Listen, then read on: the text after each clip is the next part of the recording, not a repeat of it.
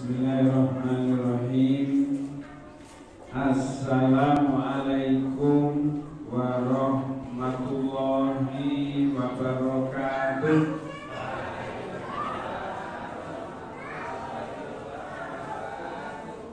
Assalamualaikum warahmatullahi wabarakatuh.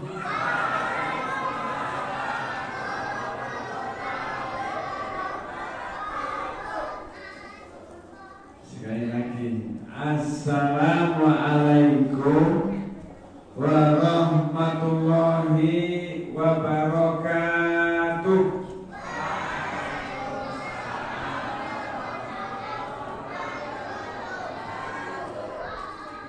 Amin ya Allah ya Rahman ya Rahim. Yang jawab salam 3 kali, berilah usia yang panjang, semua urusannya mudah, rezekinya lancar dan berkah, keluarganya sakinah, semuanya soleh-solehah, bisa hadir ke tanah suci Mekah Al-Mukarramah. Ibadahnya insya Allah ijabah dan berkah dunia akhirat. Alhamdulillahi Rabbil Alamin. Qalu subhanaka la ilma lana illa ma 'allamtana innaka antal alimul hakim. Asyhadu an la ilaha illallah wahdahu la syarika lah wa asyhadu anna Muhammadan abduhu wa rasuluh.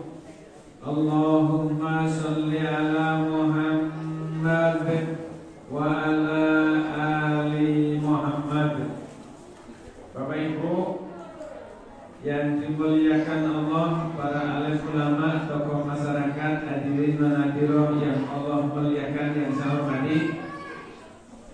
Pertama kita bersyukur, alhamdulillah dalu menikah kita bisa ketemu di masjid ini. Mudah-mudahan rawuh panjenengan semuanya diberkahi oleh Allah di dunia wal akhirah.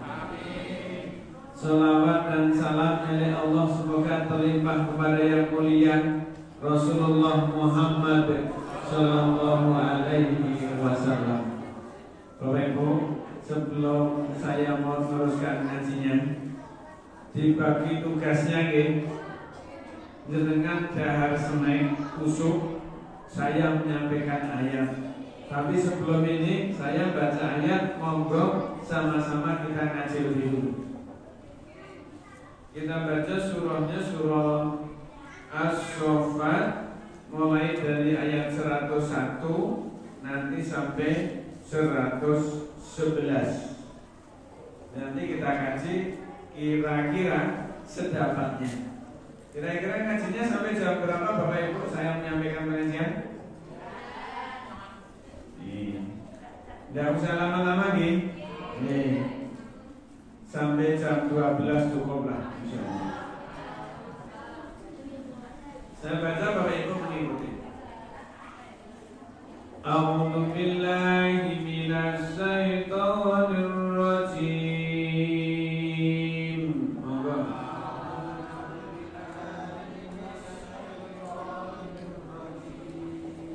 Kok suaranya kayak wong lek kabeh. Senenge dereng didahar.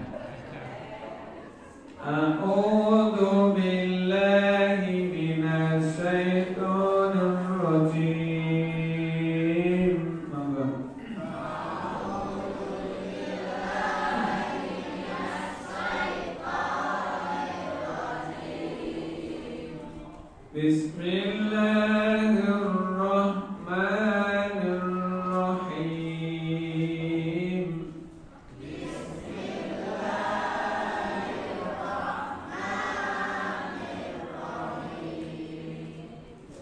Rabbi habli minas solihin. Rabbi habli Fabasarnahu bighulamin halim.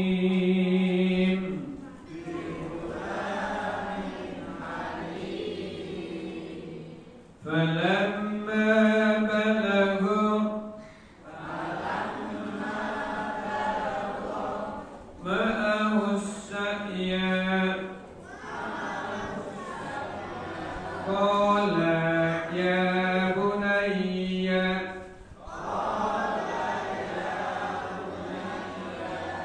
inni ara fil manam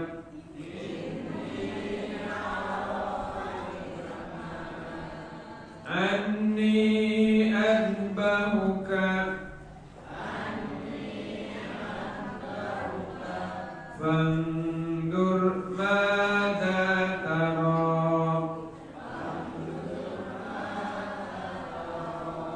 qala ya abati fa'al ma tu'maru satajiduni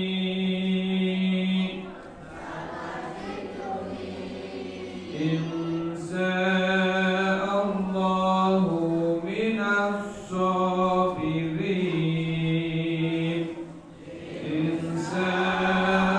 Insyaallahu minas sabirin. Falamma aslama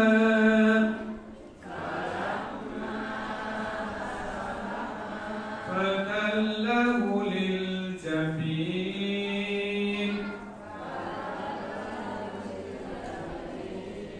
wa nadainahu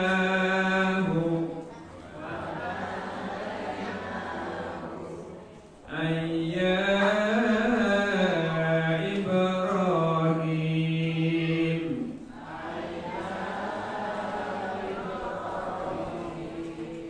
qad sadaqta ru'ya inna kadzalika najzil muhsinin.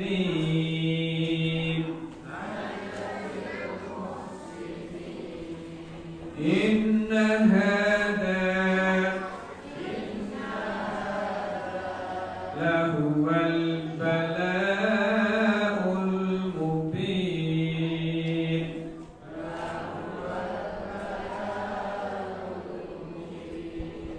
Wa fadainahu bidhibhin adzim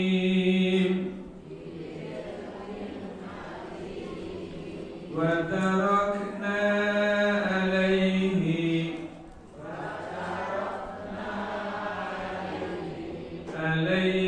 fil akhirin. Salamun ala Ibrahim.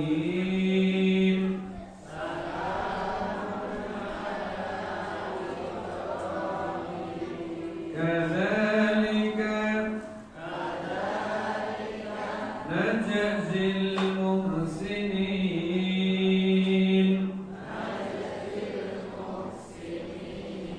Innahu min ibadinal mu'minin. Innahu min ibadinal mu'minin. Sadaqallahul adzim.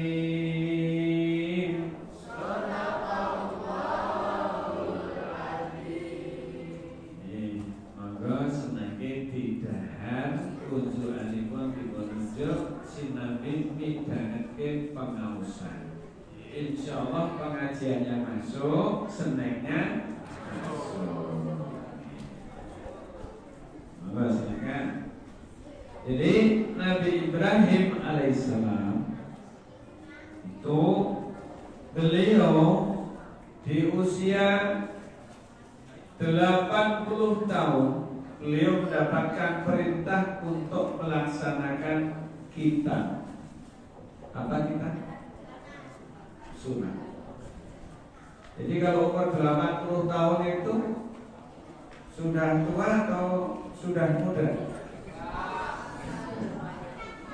Yang hadir di sini ada yang usia 80 tahun? Belum ada. Nabi Ibrahim pun 80 tahun baru diperintahkan untuk kita. Tidak diceritakan boksu pite saka ngendi, alot oporan tidak diceritakan. Setelah kita Nabi Ibrahim di usia yang ke-96 tahun, Nabi Ibrahim berdoa. Doanya tadi kita baca. Rabbi habli minas sholihin. Rabbi ya Allah habli, anugerahkanlah kepadaku seorang anak minas sholihin, dari anak-anak atau dari golongan anak yang soleh. Bapak Ibu sering minta kepada Gusti Allah supaya dikasih anak yang soleh. Ibu-ibu sering doa begitu, minta anak yang soleh. Gimana mintanya? Rabbi habli minas sholihin. Rabbi ya Tuhanku ya Allah, habli anugerahkan kepadaku minas sholihin, anak yang soleh. Pakai bahasa Jawa boleh enggak? Boleh. Pakai bahasa Inggris boleh enggak? Boleh. Pakai bahasa Indonesia? Boleh. Ketika berdoa pakai bahasa apa saja, Allah Maha mendengarkan, Allah Maha mengijabah. Nah, ketika Nabi Ibrahim berdoa, maka diijabah oleh Allah. Apa ijabahnya? Bagaimana kabar ijabahnya? Wa basyarnahu bi ghulamin halim. Wa basarnahu, maka kami berikan kepada mereka kabar gembira, kabar becik bi ghulamin, yakni akan ada seorang anak, yakni Ismail alaihi salam. Jadi Ismail itu artinya terkabul. Ismail itu artinya terkabul atau diijabah oleh Allah.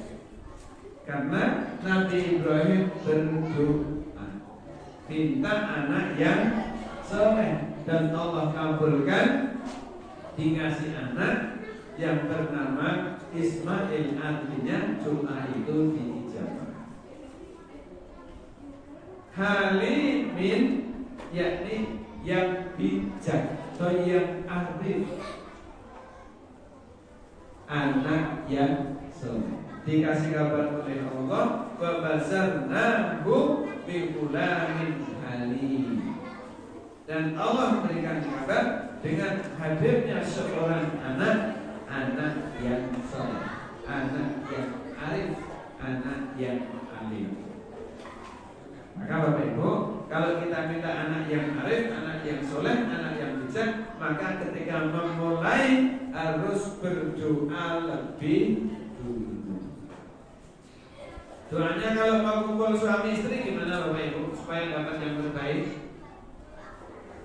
Halo? Bagaimana masih apa doanya? Ibu-ibu masih apa doanya? Kalau adik-adik jangan dulu ya. Yang ketiga satu saya doanya. Maka Bismillahirrahmanirrahim. Maka Allahumma barik lana. Itu doa siapa? Oh mau makan ya, senang ini makan dulu. Kita lanjutkan doanya. Bismillahirrahmanirrahim. Allahumma jannibnas syaitana wa jannibis syaitana ma razaqtana wa qina adzabannar. Doa mau apa ini Bapak Ibu? Doa mau beribadah supaya lahir generasi yang soleh maupun soleh. Nah, Nabi Ibrahim berdoa seperti itu juga, dan dijawab oleh Allah, babasarnahu biqulam alim. Akan datang dengan kabar gembira hadirnya seorang anak yang baik, yang bijak, yakni Ismail. Kata Ismail ini disebut dalam Al-Quran kira-kira 26 kali. Al-Quran menyebutnya, yakni ijabah. Maka setelah anak itu berusia, ada yang menyebutkan 9 tahun, ada yang menyebutkan 10 tahun. Semuanya benar, cuma cara menghitung yang berbeda. Nah, maka ketika anak itu sudah berusia 9 atau 10 tahun, sedang senang-senang ini. Kalau 10 tahun itu berarti kelas berapa SD? Kelas 4. Masuk lucu-lucunya. Maka ini ceritanya langsung 10 tahun kemudian, setelah mendapatkan kabar baik, falamma balagha ma'ahu sa'ya qala ya bunayya. Falamma, maka ketika balagha sampai ma'ahu bersamanya seorang Ismail dan Ibrahim itu, sa'ya dia berusaha. Berusaha apa? Menjadi seorang ayah yang baik, dan Ismail berusaha menjadi seorang anak yang baik, menjadi keluarga yang baik. Senang gembira dengan hadirnya Ismail. Maka pada malam tanggal 8 Dzulhijjah, Nabi Ibrahim alaihissalam bermimpi. Apa ketika beliau?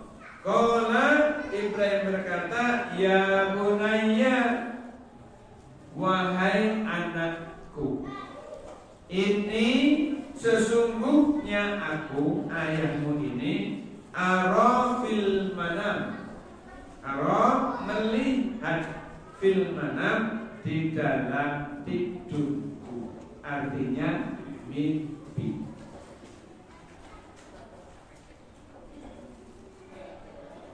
Ani, bahwa aku, wahai anakku, adbahuka, menyembelihmu. Jadi malam tanggal 8 Dzulhijjah, Nabi Ibrahim bermimpi menyembelih putranya. Maka Nabi Ibrahim berkata atau bertanya, ini melambangkan keluarga yang sangat demokratis. Tidak sewenang-wenang sebagai bapak, harus kamu mengikuti saya begini. Tidak. Tapi seorang ayah yang bijak. Apa kata Nabi Ibrahim? Fandur madatar. Fandur, maka pikirkanlah, pertimbangkanlah. Madataro, apa, bagaimana pendapatmu kalau aku bermimpi menyembelih? Jadi Nabi Ibrahim setelah mimpi hadir ke tempat tidurnya Nabi Ismail. Nabi Ibrahim sambil meneteskan air mata mau menyampaikan niatnya, mau menyampaikan ucapannya karena mimpinya itu. Nabi Ibrahim meneteskan air mata karena yang mau ditanya anaknya. Ternyata anaknya bilang, qala ya abatis al, wahai ayah, jika itu memang ayah diperintahkan oleh Allah, maka kerjakan apa yang Allah perintahkan. Kanjeng Nabi Ibrahim semakin sedih. Anak seusia 10 tahun itu ditareni, dimintai pendapat kalau dia bakal disembelih. Ternyata justru merintahkan, wahai ayah, jika itu memang perintah Allah maka kerjakan. Ini terjadi hanya kepada Nabi Ibrahim alaihis salam. Belum pernah terjadi sebelumnya dan tidak bakal terjadi sesudahnya.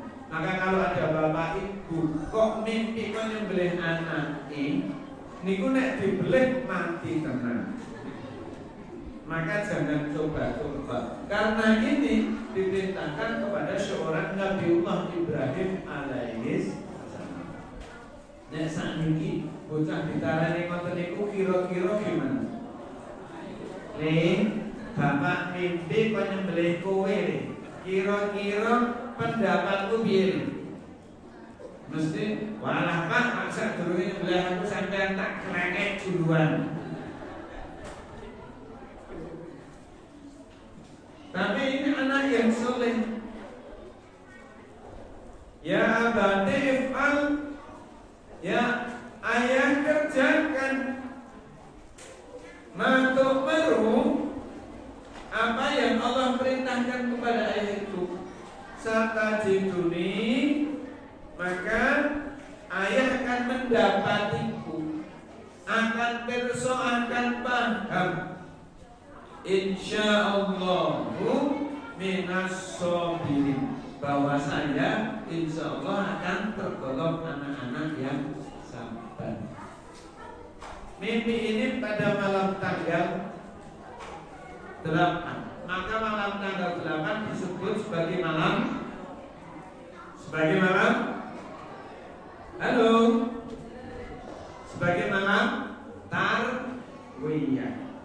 Malam tarwiyah itu artinya menimbang, mikir, ini bener apa orang, ini benar atau tidak. Masa sih seorang ayah suruh nyembelih anaknya?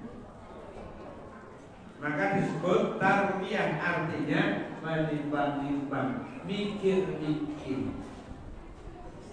Nah, di tanggal 8 itu para saudara-saudara kita di tanah suci yang akan tunaikan puncaknya ibadah haji pada tanggal 9 Dzulhijjah, maka tanggal 8 menunaikan ibadah yang namanya tarwiyah. Di mana? Di Mina. Apa yang dilakukan? Semuanya persiapan ibadah. Kalau tanggal 9 esok harinya akan tunaikan ibadah wukuf. Karena al-hajju Arafah, haji itu Arafah itu. Sekalipun dia sudah umrah, sekalipun ibadah lain sudah dilakukan, tapi ketika di Arafah dia tidak wukuf, maka tidak ada haji baginya. Kapan? Mengulang lagi tahun yang akan datang. Mau haji kok tanggal 9 malah blonjo, pingin goleh-goleh, lali orang melu wukuf, tidak jadi haji. Hanya hadir ke tanah suci, hanya hadir ke tanah Arafah, tapi dia tidak hadir. Wajib mengulang tahun berikutnya. Karena puncak ibadah haji adalah wukuf di Arafah. Nah, ternyata Allah ngendikaken, Allah firmankan, falamma aslama wa talahu lil jabin. Falamma, maka ketika aslama, keduanya berserah diri. Nah, sudah yakin. Kenapa dia berserah diri? Karena sudah yakin kalau itu perintahnya Gusti Allah. Maka malam tanggal 9 Dzulhijjah disebut sebagai malam malam Arafah. Maka tanggal 9 Dzulhijjah disebut sebagai hari Arafah. Apa artinya Arafah? Apa? Halo? Yang bisa jawab ngacung. Nanti hadiahnya masuk mall gratis. Masuknya belanjanya bayar duit. Arafah itu artinya paham. Maka tanggal 9 itu Nabi Ibrahim malam tanggal 9 itu sudah paham betul, sudah yakin betul bahwa itu dahulu, bahwa itu perintahnya Gusti Allah. Maka dilaksanakan berdua. Fahaman, maka ketika aslama keduanya berserah diri. Aslama itu artinya berserah diri. Islam itu artinya menyerahkan diri secara totalitas. Wadallahu, dan dia membaringkan, Nabi Ibrahim membaringkan kanjeng Nabi Ismail alaihissalam lil jabin, di atas kening. Tangan kiri memegang lehernya, tangan kanan memegang golongnya. Apa perintah, apa permintaan Ismail alaihissalam? Dibaca Pak bukunya. Wahai ayah, tolong tajamkan pisaunya supaya nanti saya tidak tersiksa ketika pisau memberes leher. Yang kedua, wahai ayah, jika ayah tidak tega melihat wajahku, maka tolong berbaliklah ketika menyembelih dan menggoreskan di leherku. Yang mukul bismillahirrahmanirrahim, Allahu Akbar. Yang kedua, wahai ayah, tolong ikatlah kaki dan tanganku supaya saya tidak terlihat meronta, dan cepat-cepatlah nanti dilepas ketika penyembelihan itu sudah dilaksanakan. Wahai ayah, tolong jangan sampai bajuku terkena percikan darah. Sampaikan baju ini sebagai kenangan terakhir buat ibu, supaya ibu tidak nangis. Maka tolong bajunya bersih, jangan kena darah. Jadi memang kedua-duanya, ayah sudah ingin melaksanakan, anak pun sudah berserah diri untuk itu. Jadi keduanya ini orang benar-benar yang sangat sabar, yang benar-benar sangat taat sama Gusti Allah. Iblis laknatullah datang menggoda Nabi Ismail alaihissalam. Nabi Ismail, jangan mau, masih ada kesempatan untuk menolak. Tidak mungkin seorang ayah diperintahkan oleh anaknya. Jangan mau Ismail. Ismail mengatakan, saya sudah yakin yang dilakukan oleh saya, oleh ayahku adalah perintah Allah. Maka apa? Serahkan untuk perintah itu dilaksanakan. Digoda berulang kali, maka Nabi Ismail merasakan kejengkelan. Ambillah batu kecil yang disebut kerikil, dilemparkan sampai ke 7 kali. Yang ke-7 kena matanya iblis laknatullah itu sampai mata kirinya pecah sebelah. Pecah itu bosone Jogja meletis karena kena lemparan itu. Dan ini dijadikan ritual ibadah haji, yakni lempar jamarot atau jamarot. Wong Yogyo mau bilang lempar jamarot, angin lempar jumroh. Ketika lempar jamarot, ya saya sering meeting Bapak Ibu, itu kadang-kadang ada yang salah kaprah. Bagaimana salah kaprahnya? Harusnya lemparnya pakai kerikil yang sudah disiapkan, pakai batu kecil itu. Tapi ada yang saking gemesnya, saking bencinya sama setan, ambil sandal, sandalnya dilemparkan di tubuh. Bismillahirrahmanirrahim. Sandalnya mencelat, mulih sandalan, kakinya melempur. Sebabnya panas aspal jalannya. Padahal bukan seperti itu yang diinginkan, yang dicontohkan oleh Kanjeng Rasul SAW. Lempar jamarot itu bukan karena ujinya sama setan, tapi semata-mata karena taatnya memenuhi perintahnya Gusti Allah. Jadi kalau orang benci sama setan, setan tidak takut. Tapi kalau ada orang yang taat sama Allah, maka setan yang takut. Maka semua ibadah tunaikan sepenuhnya karena semata-mata taat sama Gusti Allah. Allah perintahkan, Allah ingatkan, kul, katakan atau doalah kalian, inna sholati wa nusuki wa mahyaya wa mamati lillahi rabbil alamin. Katakan atau berdoalah, sesungguhnya sholatku, ibadahku, hidup dan matiku hanya untuk Allah Tuhan semesta alam. Maka disanjung juga tidak bangga, dihina juga tidak kecewa, karena ibadah itu hanya untuk Gusti Allah. Nah, ketika keduanya sudah berserah diri seperti itu, maka Nabi Ibrahim dipanggil oleh Allah. Wa nadainahu ayya Ibrahim. Wa nadainahu, dan kami panggil dia Ibrahim. Ayya Ibrahim, wahai Ibrahim. Qad sadaqta ru'ya, sungguh kalian telah membenarkan mimpi itu. Inna kadzalika najzil muhsinin, maka yang demikian itu kami balas ya Allah untuk orang-orang yang berbuat baik seperti kalian. Jadi ketaatan itu kebaikan.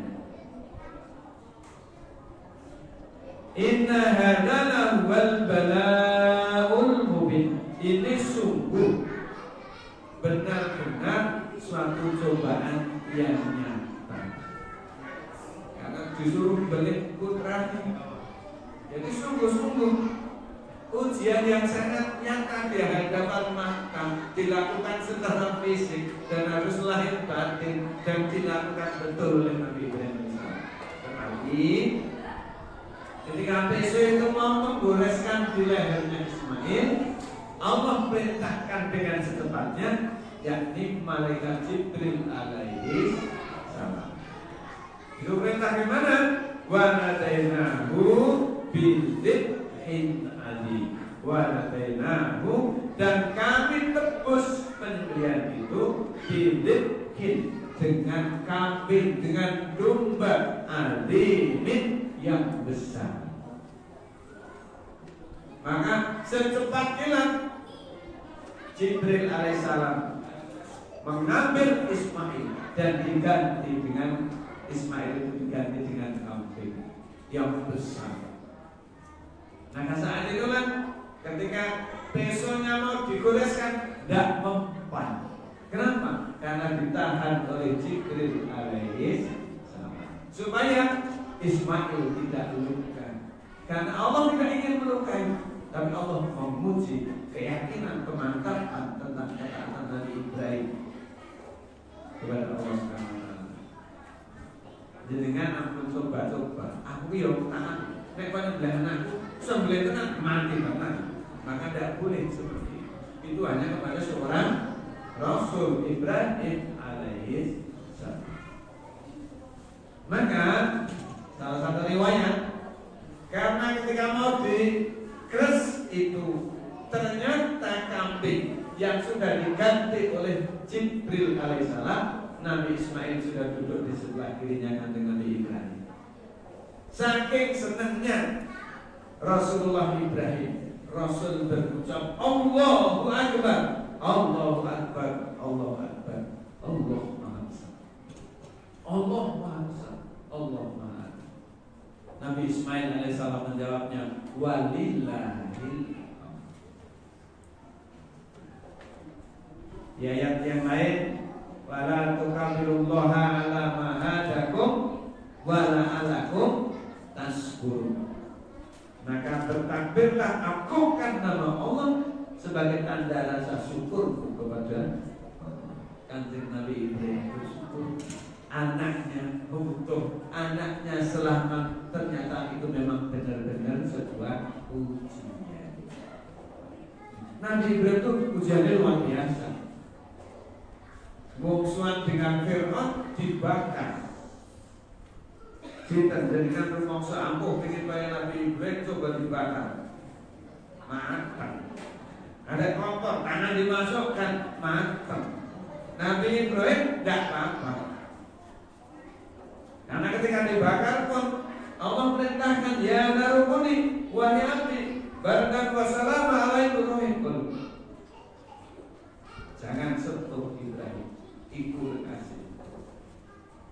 Barakan wassalamu, selamatkan dia. Api diperintahkan dingin. Satu helai rambut untuk Nabi Ibrahim tidak kebakar. Tapi kalau kita mencoba kayak Nabi Ibrahim, api ukur, apinya gede, api mlebu mriku, mantuk dari sate. Itu ada kepada seorang Nabi Allah, pilihan Allah. Kita tidak boleh coba-coba. Nah, Bapak Ibu semuanya, ternyata Allah ganti Ismail itu dengan sebuah seekor kambing yang besar. Bidin alim, kambing yang besar. Di Quran yang bilang begitu. Ismail diselamatkan. Maka kandung Nabi Muhammad SAW ketika menjalankan ibadah kurban, pertama kali dengan 2 ekor. 1 ekor kambing ini saya kurbankan untukku dan untuk seluruh keluargaku. Dan 1 ekor kambing ini untuk umatku yang sampai besok tidak mampu berkorban. Begitu mulianya kanjeng Nabi Muhammad SAW dalam taatnya kepada Allah, mengikuti jejaknya kanjeng Nabi Ibrahim alaihissalam. Umatnya yang tidak mampu sudah dikorbankan oleh kanjeng Nabi Ibrahim, kanjeng Nabi Muhammad SAW. Begitu mulianya Nabi Muhammad SAW menyelamatkan umat supaya umatnya bisa menjalankan perintah Allah. Maka kalau kita berkorban, tidaklah perlu jika misalkan tahun kemarin untuk bapak, tahun sekarang untuk ibu, tahun besok untuk kakek, tahun besok untuk eyang putri. Enggak begitu. Kanjeng Nabi memberikan contoh 1 hewan kurban untuk sekeluarga. Kalau kita dengan 1 ekor sapi 7 sohib, maka 1 sohib bisa untuk sekeluarga. Disebut ini sapi 1 atau kelompok 1 ini. Misalkan sohib pertama Bapak Dr. Andes Wintolo SPD. Pak Wintolo niatnya saya korban untuk saya dan keluarga saya. Panjang korban kambing saya korbankan untuk saya dan keluarga, sehingga setiap tahun seluruh keluarganya bisa berkorban. Jadi enak ajaran Islam. Nah, gitu kira-kira Bapak Ibu. Diperuntukkan siapa daging korbannya? Untuk siapa saja boleh, terutama orang-orang yang untuk mendapatkan daging. Sohibnya boleh, tapi tidak boleh nakal dengan kurban kambing jaluk paha loro gawa muling. Pak, kula kurban kambing tapi pahanya saya bawa pulang yang belakang dua-duanya. Tambah apa meneh? Iku padha wae mingkon yang beleh iki. Ada juga memang boleh ya sampai korbannya kambing. Pak, saya ini tidak suka kambing, tapi pengennya korban kambing. Bagaimana kalau ditukar dengan daging sapi, boleh enggak? Ini agak salah kaprah. Tapi soal boleh mau tidak korban aja, boleh dikasih dagingnya, apalagi dia korban. Jadi boleh saja. Boleh saja. Tapi bagian sohib dikasih dulu. Bagaimana kalau yang sohibnya tidak menerima? Tidak apa-apa, bagus. Kalau dia tidak butuh, lebih bagus disedekahkan. Tapi kalau dia butuh, dia boleh untuk makan lagi. Dan ketika menyembelih itu diusahakan para sohib menyaksikan. Nah kata Rasul, wahai Fatimah, lihatlah tetesan darah pertama ialah dalam taatnya kepada Allah. para malaikat menyaksikan. Jadi yang sampai kepada Allah bukan darahnya, bukan dagingnya, tapi karena taatnya kepada Gusti Allah.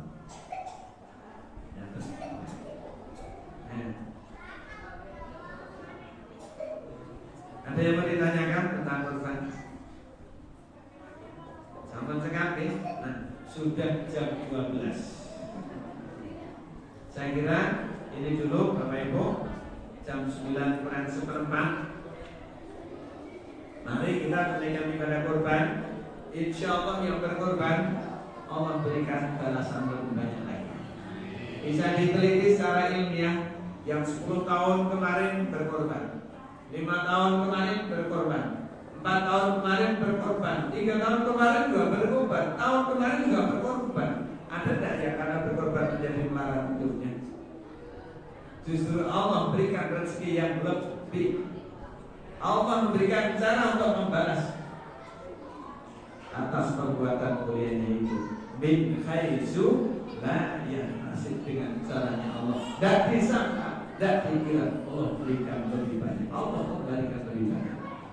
Man jaa bil hasanati falahu asyru amsalihha. Siapa berbuat kebaikan, Allah lebihkan kembalinya itu 10 kali lipat. Jadi tidak usah khawatir, Allah berikan banyak kebaikan. Nah, yang terakhir, kalau kita tidak mampu berkorban hewan, maka yang kita korbankan semuanya, baik yang bisa berkorban maupun yang kita korbankan adalah sifat-sifat kita yang mirip seperti hewan. Kita korbankan, kita bunuh, kita tanam dalam-dalam supaya memiliki akhlak yang baik. Semua akhlak yang mirip dengan hewan kita sembelih, kita korban.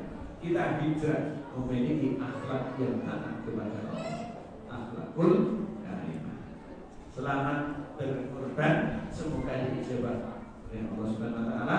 Dan pada tanggal 9 nanti, 9 Dzulhijjah, di saat saudara-saudara kita tunaikan ibadah wukuf, puncaknya ibadah haji, kita yang di luar tanah Arafah, maka kita tunaikan ibadah puasa Arafah.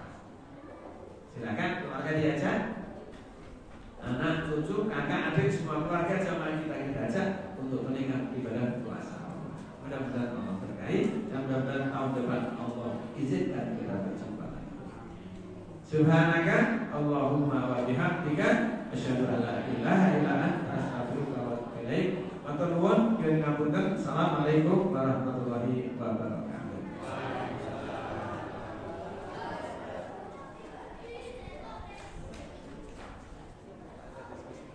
Mungkin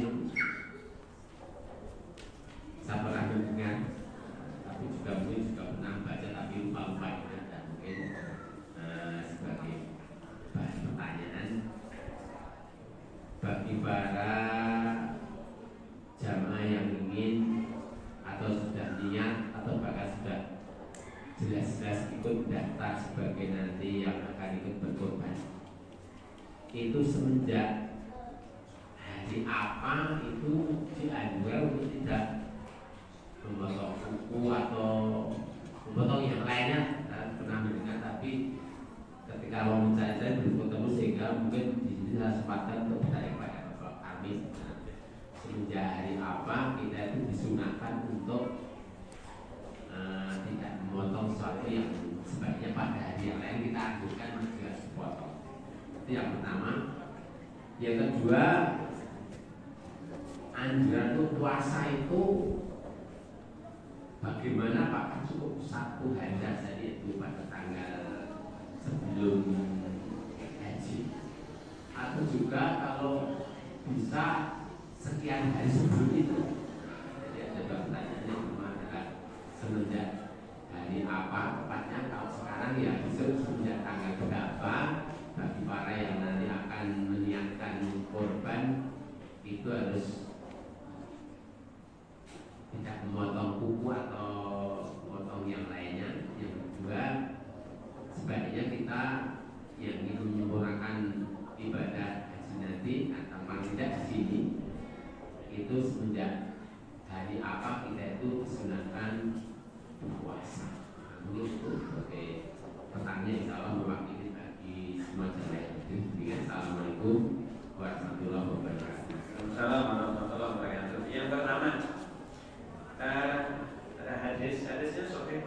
kitab Riyadhus Shalihin, kitab Nailul Awtar sudah ada, di Al-Lulu wal Marjan sudah ada, di Mutiara Hadis atau Mata Air orang-orang soleh itu juga ada. Jadi diperintahkan siapa saja yang mau berkorban, maka mulai tanggal 1 Dzulhijjah sampai dengan hari penyembelihan itu dianjurkan untuk tidak potong kuku dan potong rambut. Jadi kalau kita sohibnya satu keluarga atas nama sekeluarga, berarti kita sekeluarga mulai tanggal 1 Dzulhijjah sampai tanggal hari Idul Adha itu. Maka sampai hari penyembelihan itu kita tidak potong rambut dan potong, sifatnya anjuran, hukumnya sunnah muakkad. Itu yang pertama.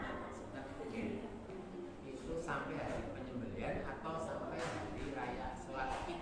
Sampai hari penyembelihan. Nah, penyembelihannya itu sholat Id itu sudah mulai penyembelihan. Kalau misalnya disembelih hari kedua berarti tahan sampai? Tidak sampai sholat Idnya itu patokannya tanggal 10 itu. Penyembelihan itu kan pertama kali pada tanggal 10 Dzulhijjah. Wukufnya pada tanggal 9. Yang tidak wukuf atau di luar tanah Arafah, kita dianjurkan oleh Kanjeng Rasul untuk puasa Arafah. Nah, puasanya kapan? Puasanya pada tanggal 9 itu. Nah, bagaimana kalau tanggal 8 puasa? Boleh. Bagaimana kalau tanggal 7 puasa? Boleh. Tapi kita diperintahkan bagi yang tidak wukuf di tanah Arafah, di luar tanah Arafah, kita dianjurkan untuk berpuasa pada tanggal 9 Arafah itu. Bagaimana kalau tanggal 1 mau puasa? Boleh, apalagi yang sudah terbiasa puasa Senin Kemis. Dilarangnya besok itu Arafahnya hari Jumat. Kemisnya kita puasa karena kita puasa terbiasa puasa Senin dan Kemis. Jumatnya puasa lagi puasa Arafah. Beda dengan puasa Asyura. Kalau puasa Asyura yaitu juga tanggal berapa? Tanggal 10, namanya Asyura 10. Nabi berazam, besok tahun depan sungguh saya akan puasa mulai tanggal 9. Untuk menggenapkan 9 dan 10. Tapi tahun berikutnya ternyata Nabi sudah wafat. Yang pernah sempat dilaksanakan oleh Nabi puasanya tanggal bulan Asyura, yaitu tanggal 10. Bagaimana kalau kita puasa 9 10? Bagus, karena Nabi juga berazam mulai tanggal 9. Itu Bapak. Oke. Jadi untuk puasa Arafah itu tanggal 9 Dzulhijjah. Jadi satu hari berarti. Kalau mau puasa tarawih boleh nggak? Boleh. Tapi nanti menanjurkan pada tanggal 9. Bagi yang tidak tunaikan ibadah wukuf di Arafah, maka yang di luar tunaikan ibadah puasa Arafah. Tentang pahalanya mau nanti dicari lagi. Sekarang sudah gampang sekali, tanya yang Google cepat untuk mendapatkan jawabannya. Fadilah atau hikmah atau tentang kemuliaan puasa tanggal 9 Dzulhijjah. Nah, itu yang pertama. Yang kedua, yang sering salah kaprah tentang hewan itu sendiri, misalkan bagaimana kalau kulitnya dijual? Ini tidak boleh dijual, Pak. Apalagi yang menjual panitia. Jadi sohib sudah mempercayakan kepada panitia, maka kalau memang benar-benar dijual, hasil penjualannya ini istihad yang baru. Kalau memang mau dijual, nanti duitnya dibeli daging lagi, dagingnya dibagi. Hanya mempermudah pengelolaan saja. Tapi bagaimana kalau tidak dijual, dikasihkan? Lebih bagus karena memang kurban itu dikasihkan.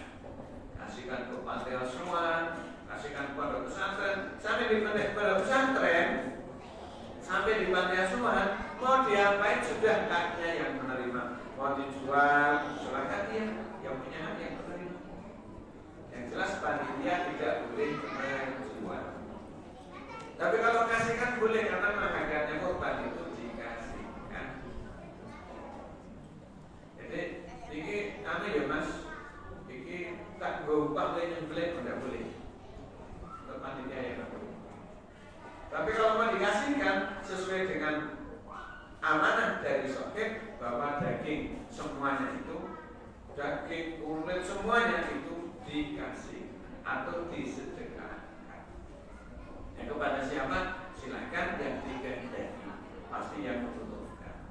Pasti yang membutuhkan. Lalu bagaimana panitia kalau saat itu kan semuanya kerja bakti, lapar, ambil dagingnya, masak bareng, boleh enggak? Boleh. Sekedarnya saja. Yang tidak boleh itu kalau berlebihan.